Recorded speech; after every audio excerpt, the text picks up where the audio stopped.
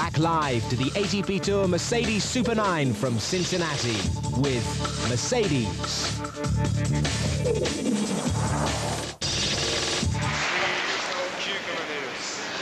Hello, you finally made it. Thank you very much for your patience. We're awfully sorry. We've had terrible technical problems over the last 54 minutes when you should have been with us, but we're delighted you are now with us in an enthralling semi-final here in Cincinnati. There's the scoreline. Sampras has the first set, but he's 1-3 down in the second against Magnus Larsson, and that double fault from Sampras, his third of the match, brings the score to 15-all. We'll, at this first change of ends coming up, we'll give you a little resume of the first set.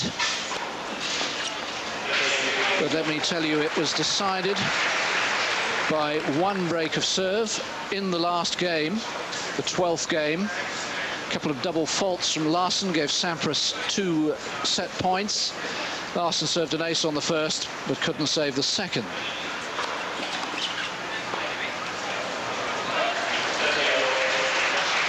I'm David Mercer. Frew McMillan is alongside me. Larsson had just the one break point in the opening set in the third game, couldn't take that, but he broke in the opening game of this second set with some thunderous returning. Since then, games have gone with serve. So it's 30-all, 1-3, second set. And that, believe it or not, is Sampras's 14th ace.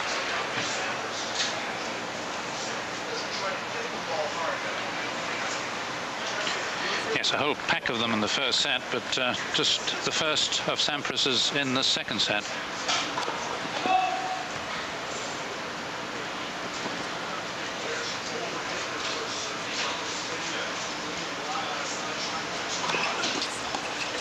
Oh, that's so clever from Larsson, because most of his returns have been like bullets, and that one's drifted like a gentle feather. Yes, usually drilling them with two hands, and here just using that one hand and controlling the head of the racket so well as Larsson only seems to be able to do. But there's the bullet. And, I mean, that's become the norm.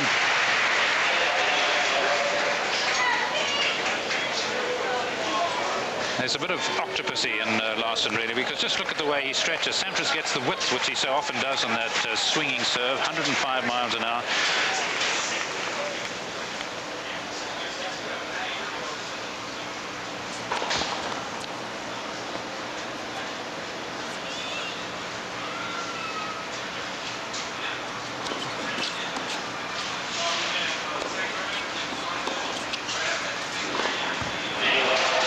So Larsson gets a double break, and it certainly looks now as if we're heading for a third set. Larsson with 2 breaks leads 4-1, and your patience has, I hope, been rewarded. Frew McMillan will take you through the highlights of the first set. Well, it was a stunning scene here in Cincinnati. Late afternoon, early evening match, and good conditions perhaps for Sampras, of course, who faded in Toronto against Agassi, but here he was fading a little bit against Larsson, it seemed to me, because Larsson was just drilling these shots. We've seen one of those. Well, we haven't. We've seen 1 dozen of them. Sampras, his main weapon really was his serve. 13 aces in that first set, but yet it was Larsson who was holding his serve actually a lot easier, because not only was he serving a few aces, but he was also getting the ball to bounce up high, like that one from Sampras. And this was one of the few easy shots that Sampras had to play in the set. Larsson making the ball bounce up high, losing up until he lost his serve. Only 3 points on his serve, believe it or not, Larsson. That's how well he was playing. Sampras seems to bring the best out of him, and Sampras, in order to stay in this first set, had to produce his best tennis, and you can see how much it meant to him when he eventually won it. Yes, terrific serving, as Frew mentioned, 65%, and first serves in, 13 aces. But just look at the winners to errors ratio. Sampras pretty good, 18-12, but Larsson outstanding, 16-8. Glorious tennis in this match so far, and now fascinatingly poised. Remember that Magnus Larsson has won his last 3 matches against Pete Sampras. So, 4-1, second set, Larsson serving.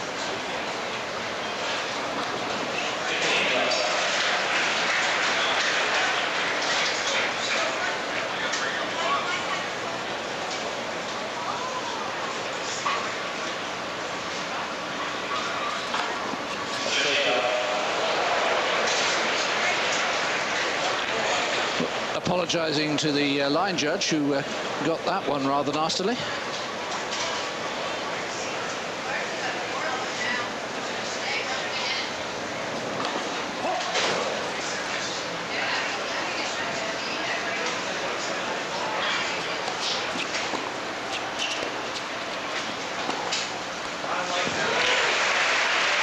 Well, both players really have just been letting their shots rip. Larsson has the fastest serve of the evening so far, 130 miles an hour. And this must be one of Sampras's fastest forehands. Larsson's tended to rush him a bit though. Hasn't given him much time because of the power of the big Swede. And Larsson not exactly hanging around in the aces count. That's 11 from him.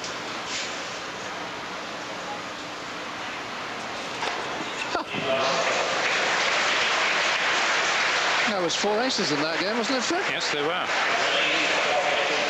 4 of a kind. So after just an hour, still a warm evening. It's 7 minutes past 8 in the evening here. Sampras 1-5.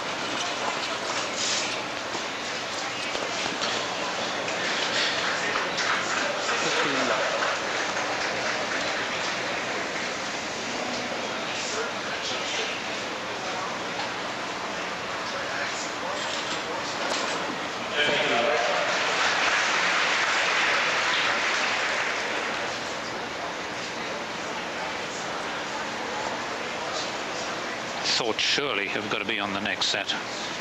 Hold on to serve, of course. Doesn't want Larsson to be starting at the beginning of the final set, but it's a set of no return really for Sampras unless Larsson capitulates with more double faulting.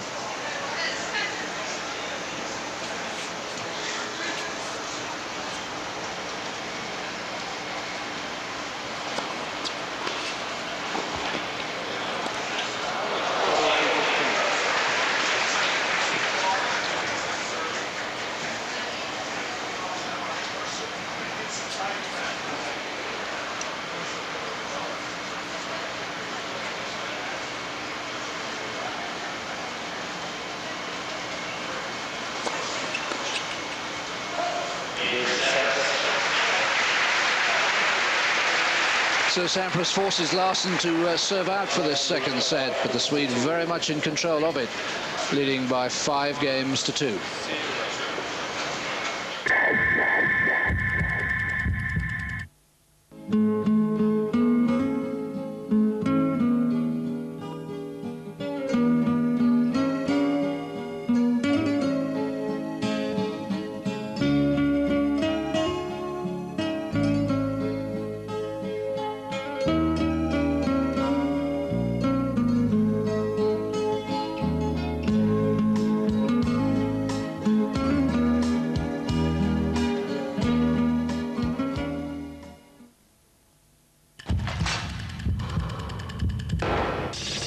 Live to the ATP Tour Mercedes Super 9 from Cincinnati with Mercedes.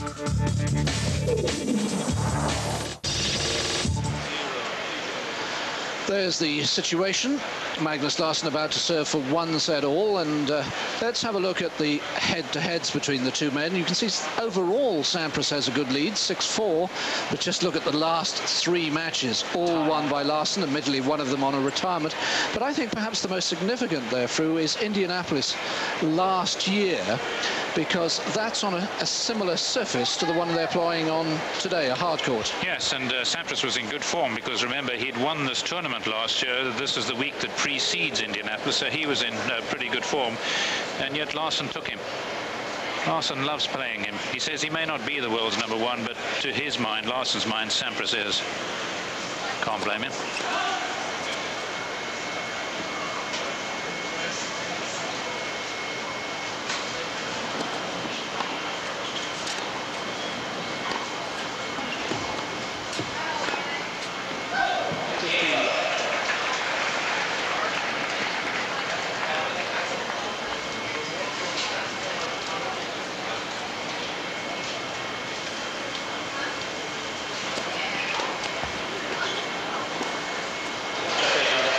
It's just like a howitzer, this forehand of Larsen.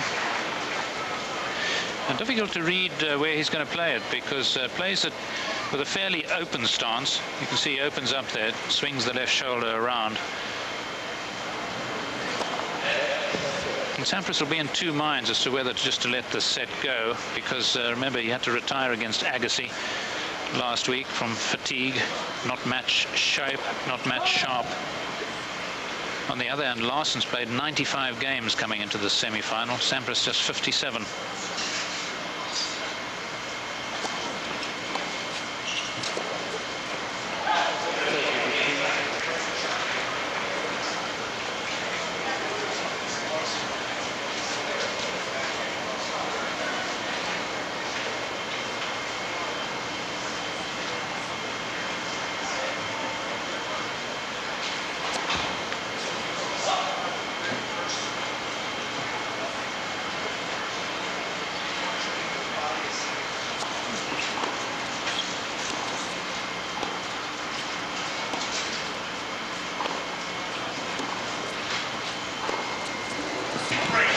Well, Larsen isn't the only man with a big forehand out there.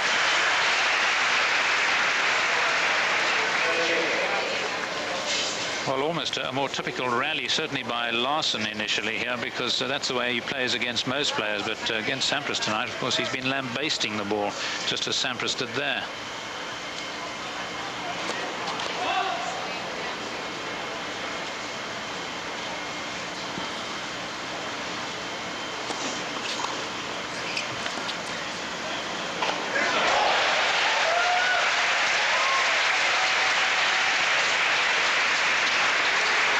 Well, the first serve just letting Larsen down again, as it did in the 12th game of the first set when he lost it. And Sampras showing how high he can get up to it. Beautiful effort by him.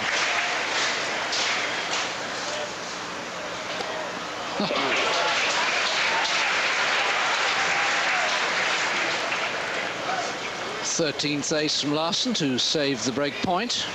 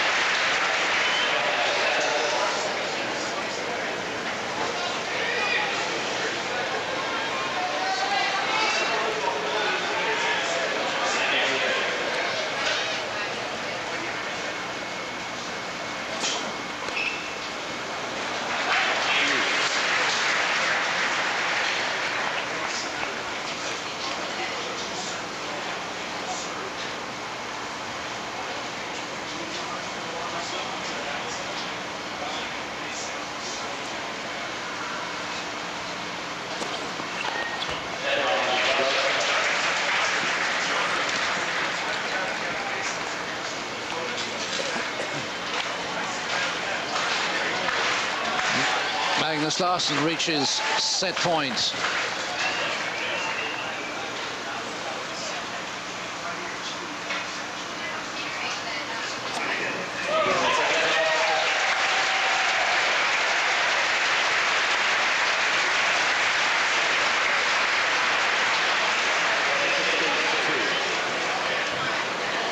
After an hour and 8 minutes, it's tied up at 1-all and a fascinating final set in prospect. And given the quality and the equalness, really, of the first set, I think it's just fitting that Larsen should make it a set-all.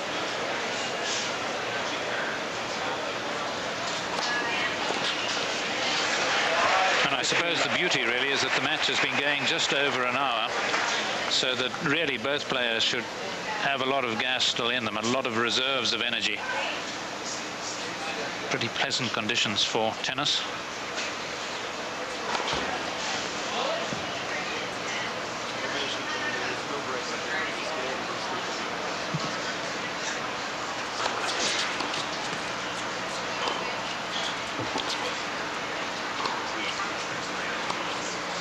Oh, well, now he's starting to hit backhand winners as well.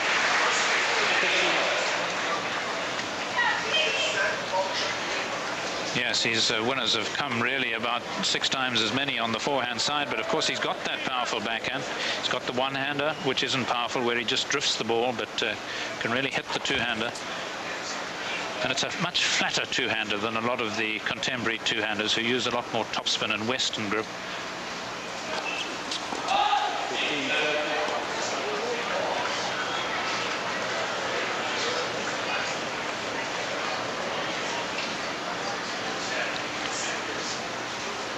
Fourth double from Sampras.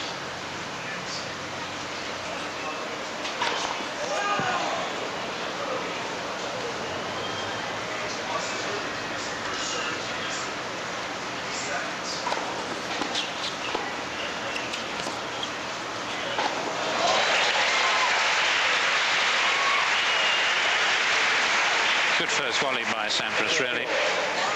Been a feature of his play, I think, latterly at Wimbledon and even in Toronto, though he lost there to Agassi, and here much improved volleying.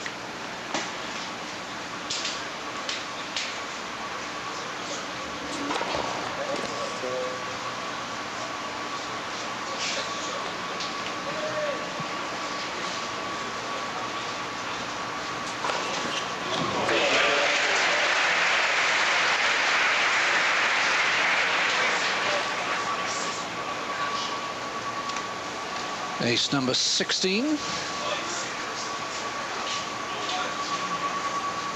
this time keeping the ball away from the powerful forehand.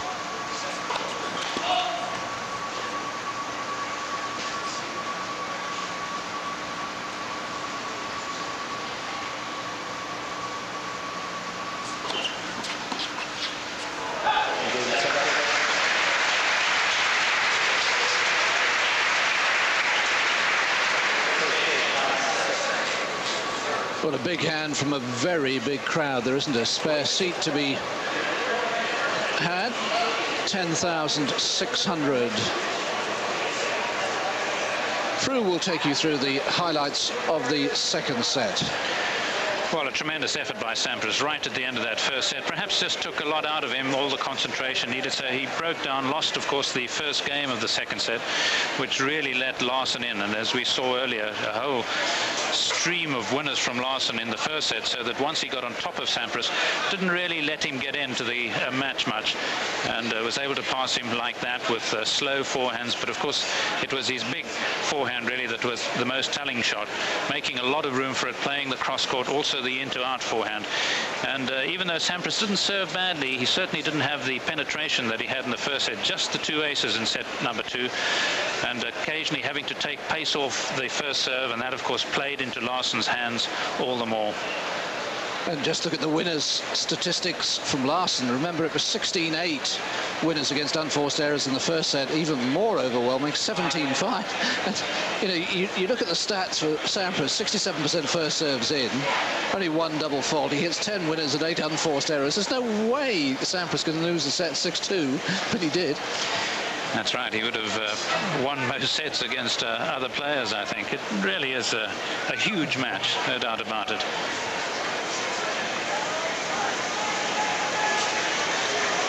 Had the lights on throughout when the players started. They didn't need them, but of course they keep them on so the players become attuned to the lighting.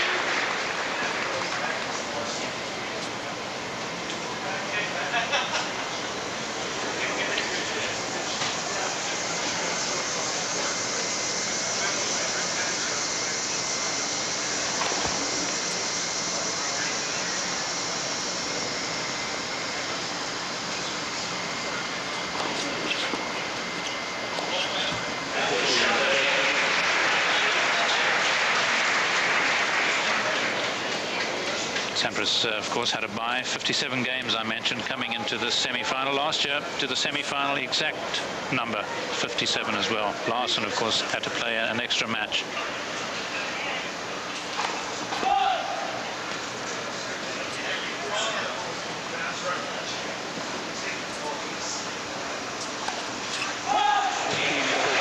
Well, now,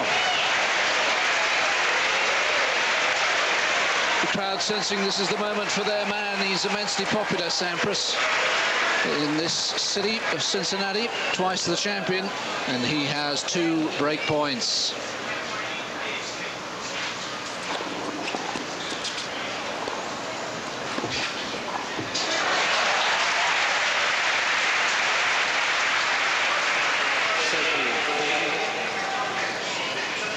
Yes, it's a strange name for an American town, isn't it, Cincinnati?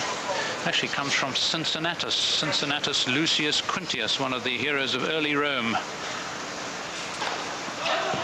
519 BC. Do you remember it well, Fru?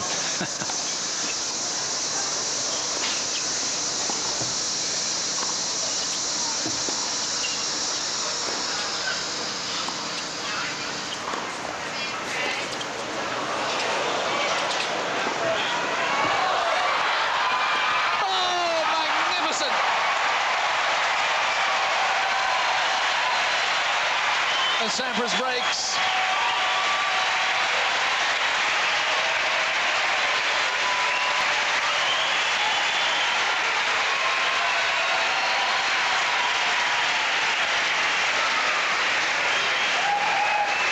Well, Cincinnatus may have been one of the heroes of early Rome, but I can tell you Larsson's one of the heroes of Sweden, and Sampras knows it. Sampras knows that Larsson raises his game against him, so that if he can win a rally of real quality like that, it pumps him up no end. Fabulous stuff. To love Sampras serving. Rather late, the call.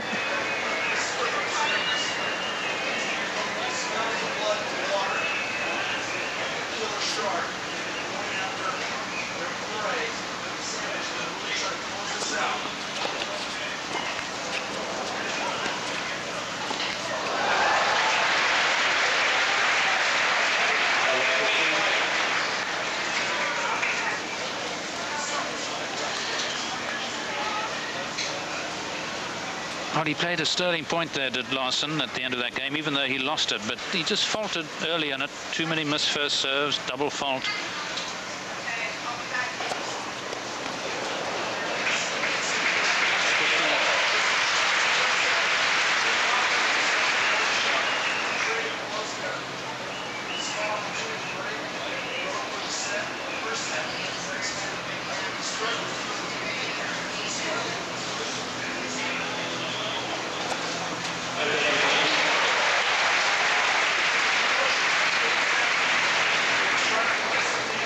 Ace number 17 from Sampras, who'd served 35 coming into this match. Surprisingly, only 1 more than his opponent. Although Larsson had played 1 more match, of course, and many more games.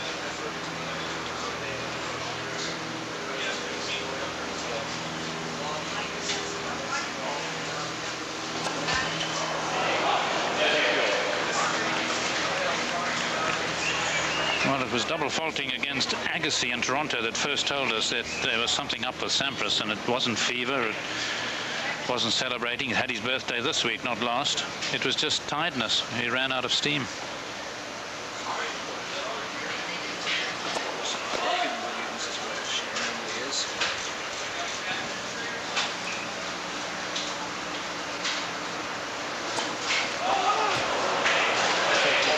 And 2 double faults.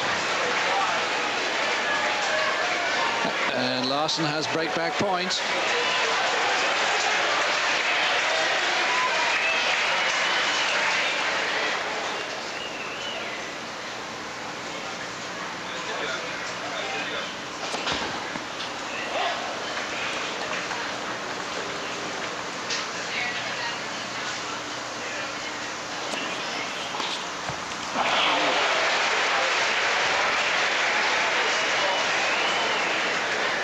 Well, he just lost the plot there because Sampras staying back.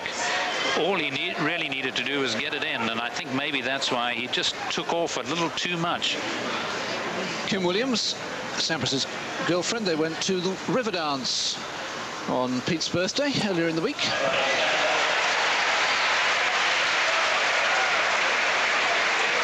Tell you what, when you get let off the hook, you certainly come bouncing back.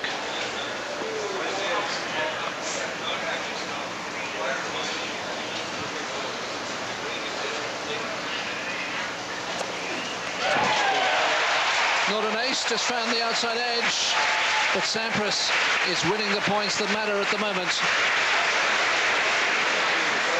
Larsen shakes his head. He's 3-love down in the third set.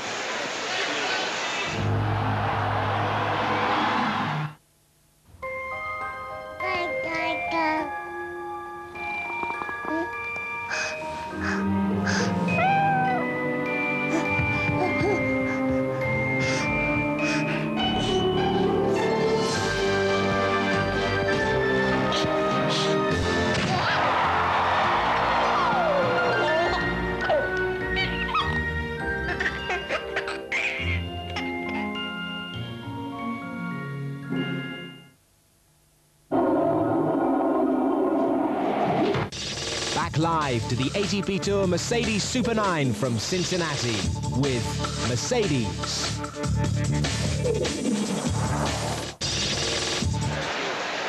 Welcome back. The view from the Great American Insurance blimp, showing that Sampras leads 3-love in the final set of the second semi-final. Let's show you how the first semi-final ended. Patrick Rafter against Yevgeny Kavelnikov, of course. Rafter won the first set 7-5, but he raced through the second set and reached match point at 5-love in the second set.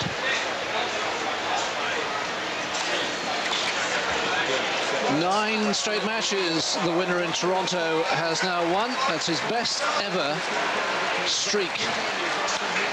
So the US Open champion is through to the final. Will he face the Wimbledon champion, Pete Sampras,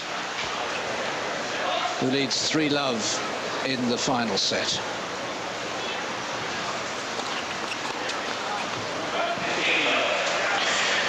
We've been trying to work out when an Australian last won 4 tournaments in a year, and looking through the record books for some of the ATP guys, we have to go back to Rod Laver in 1975. Gosh, that is stunning. The last Australian to win here, Ken Rosewall, in 1970, the year Frew was runner-up in the doubles.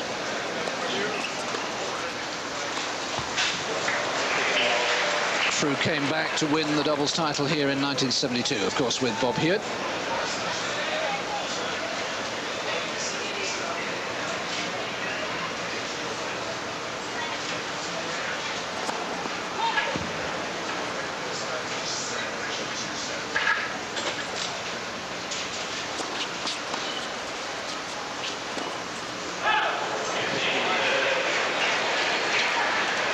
Wonder whether the whirlwind has blown itself out, or whether Sampras is in a temporary eye in the middle of the storm.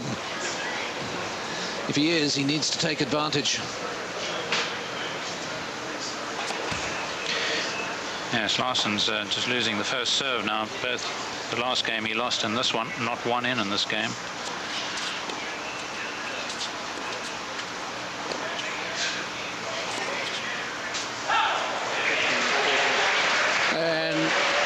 These now huge points for both these men. If Sampras goes 4-love up, you can't see Larsen regaining the initiative.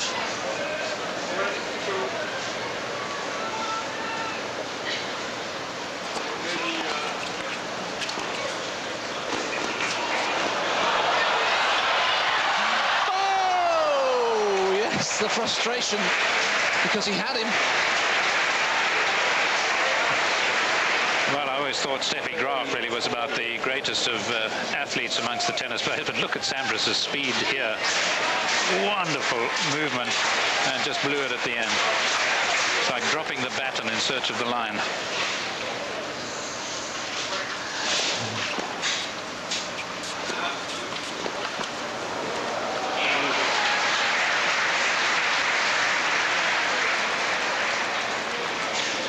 David says those were match points. He knows what those points meant, but now doesn't want to dwell on them.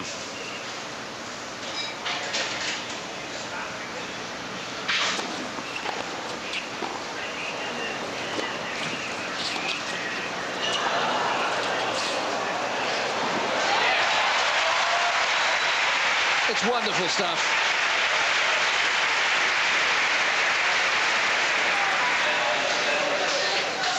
Well, sometimes during the course of this match, it's been real honey, just a mellifluous flow, the way Sampras gets down to that and just steers away the final backhand. Just magic.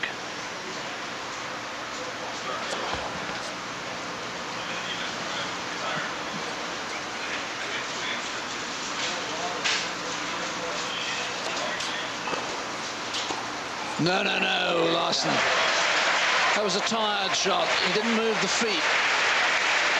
And Sampras surely now has this match. Yes, and I go back to the point I made a few times where I think it's a little unfair that Larson, no bye, so he's played an extra match, and when you count the games, he's played almost 40 games more than Sampras coming into this semi-final. Admittedly, that's because of fairly long matches, but one extra match takes a lot out of you.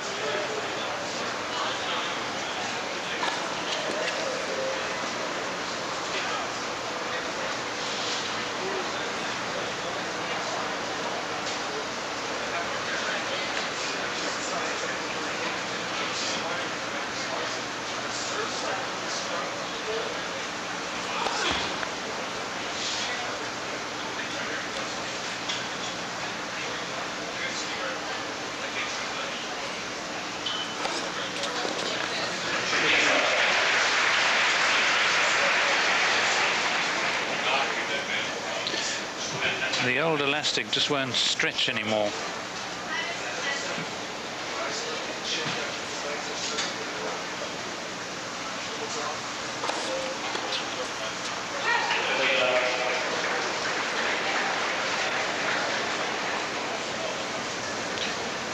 Calling tonight's been spot on.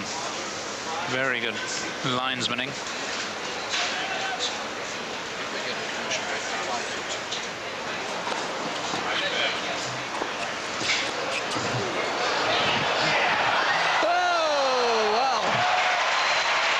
Sampras has got the bit between his teeth here.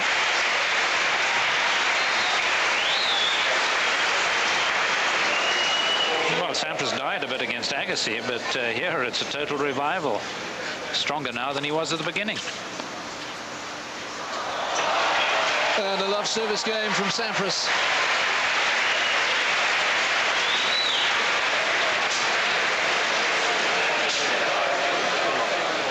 Sampras leads 5-love, final set.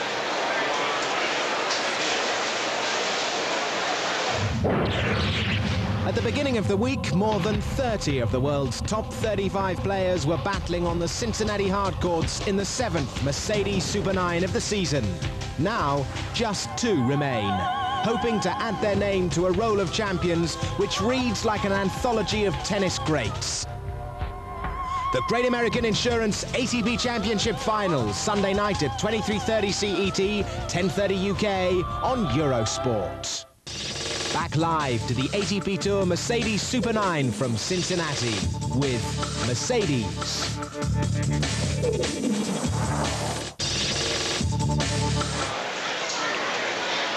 Welcome back. Well, it's almost over, one suspects, but boy, it's been fun. Sure has. It reminds me of some other match, doesn't it? Hasn't there been another match today that ended 6-love in the second set? I hope this one isn't, because Larson deserves a game or two. Has he got any fight left in him? Kim Williams, of course, an actress herself, signing a few autographs. Was in Father of the Bride with Steve Martin, has been on Broadway and theatre.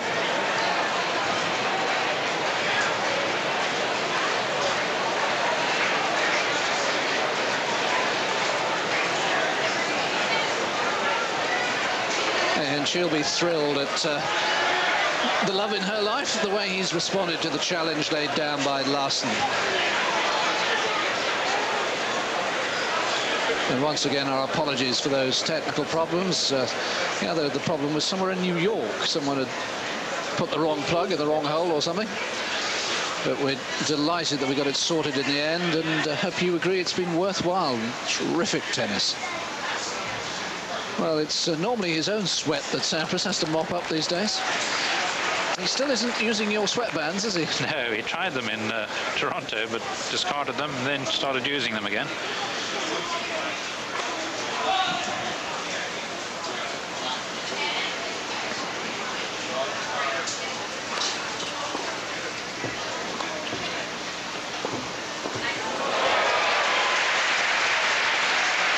Yes, Larson not finding it easy to get down. Really 6'4" of him.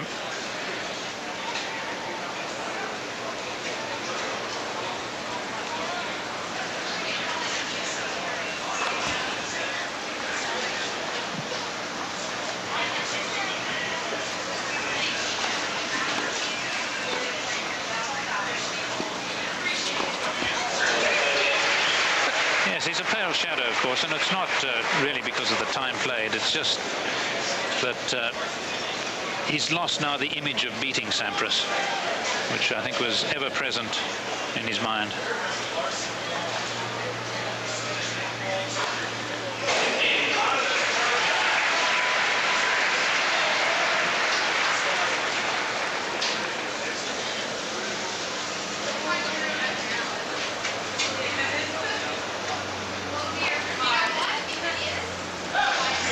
I agree with you, Fru. It would be nice if Larson could manage one last act of defiance, as it were. He's deserved it.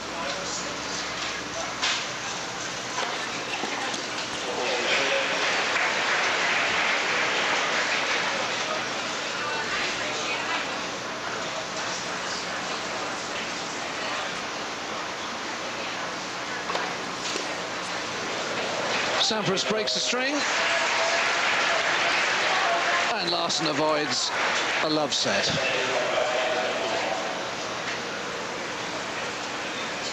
But of course, if Sampras can serve out for the match here, it will give us really, I think, the final that the organisers would have wanted right at the start of the tournament.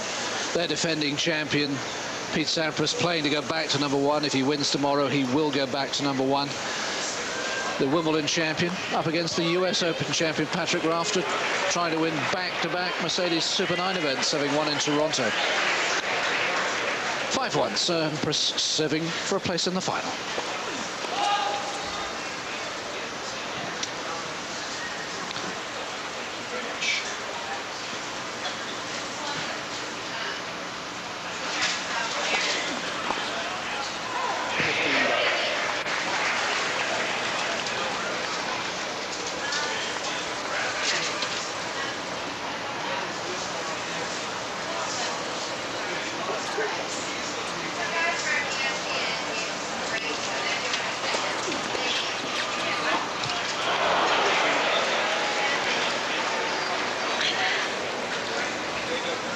Well, not ending it in a blaze of glory, but of course he's got that handsome lead.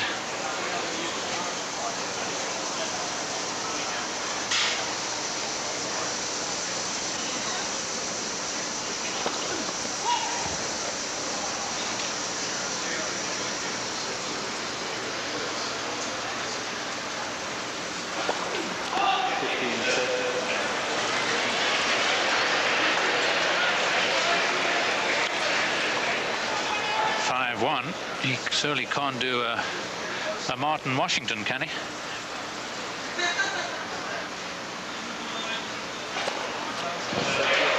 Yeah, I can't believe it either. Todd Martin 5-1 up in the final set of the Wimbledon semi-final. And lost.